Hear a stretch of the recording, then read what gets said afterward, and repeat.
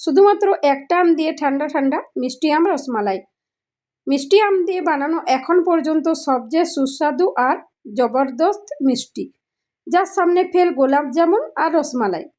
আর এই রেসিপি বানানোর জন্য লাগবে না ঘি, না মাওয়া, না সিরা, না দুধের সর।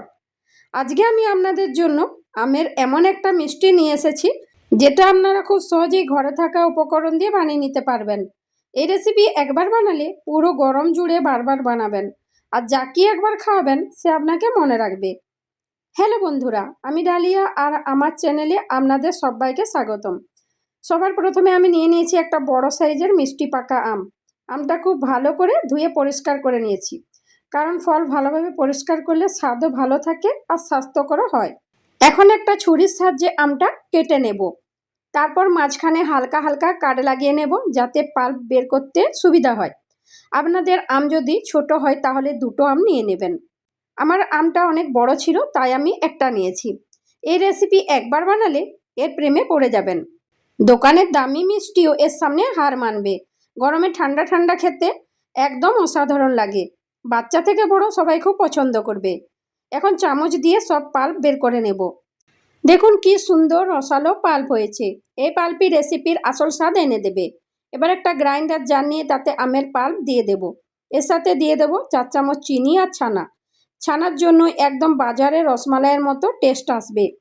জল একদমই দেব না। তারপর সব কিছু মিহি করে গ্রাইন্ড করে নেব। দেখুন কি সুন্দর স্মুথ পেস্ট তৈরি হয়েছে। এখন একটা ফ্রাই প্যান নিয়ে তাতে পুরো পেস্টটা ঢেলে দেব। তারপর একটা ছোট বাটিতে 4 থেকে 5 চামচ আমের পাল্প আলাদা করে রেখে দেব।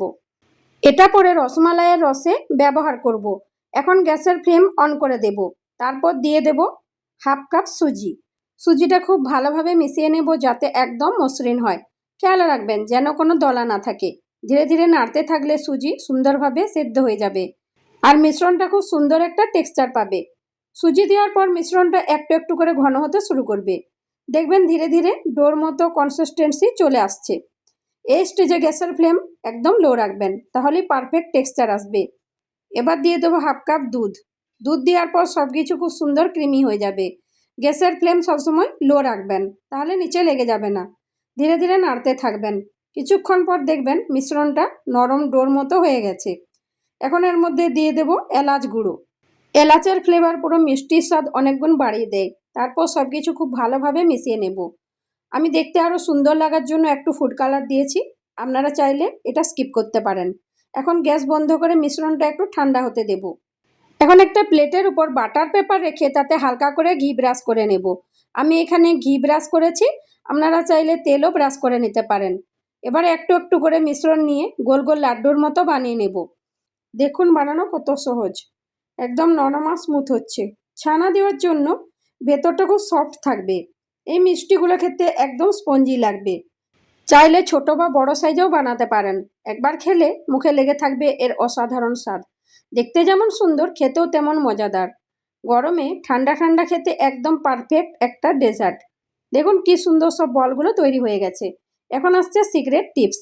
এই মিষ্টিগুলোকে সুপার সফট আর জালিদার স্পঞ্জি করার জন্য আমরা স্টিম করব। প্রথমে বাটার পেপারের উপর সব মিষ্টিগুলো সাজিয়ে নেব। এবার পরের স্টেপে চলে যাব। একটা কড়াই নিয়ে তাতে জল দেব আর উপরে একটা স্ট্যান্ড বসিয়ে দেব।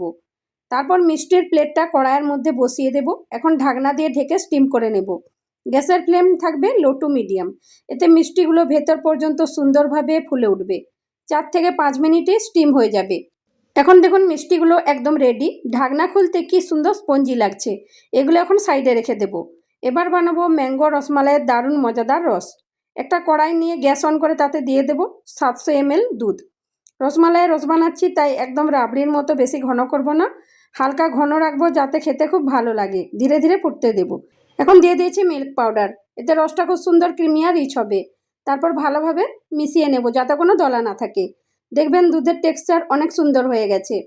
অ্যাড করেছি চিনি। আমের মধ্যে অনেক মিষ্টি আছে, আর পাল্পের মধ্যে আমি চিনি অ্যাড করেছিলাম, তাই চিনি নিজেদের টেস্ট অনুযায়ী কম বেশি করতে পারেন। সব কিছু ভালোভাবে মিশিয়ে নেব। এখন দিয়ে দেবো কাজু, আলমন্ড আর পেস্তা কুচি। ড্রাই ফ্রুটস দিলে খেতে আরও রিচ লাগে, তবে আপনারা চাইলে এটা স্কিপও করতে পারেন। সব কিছু সুন্দরভাবে মিশিয়ে নেব। এবার দিয়ে দেবো এলাচ গুঁড়ো। এতে দারুণ একটা সুগন্ধ আসবে। রসটা খুব বেশি ঘন করব না, কারণ এটা ঠান্ডা হলে আরও একটু ঘন হয়ে যাবে।